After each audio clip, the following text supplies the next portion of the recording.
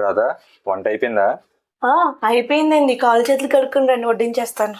సరే రాధా. బేబీ, వంట ఏం చేసావు? నేనేం చేయలేదండి.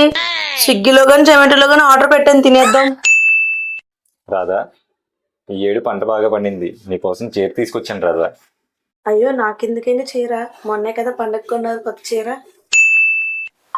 బేబీ ఒక 2000 ఫోన్పే చేయవా? 2000 ఎందుకే?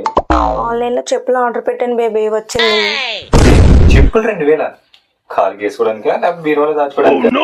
ఇప్పుడు ఫోన్పే చేస్తారా చేయరా? చేస్తున్నాను.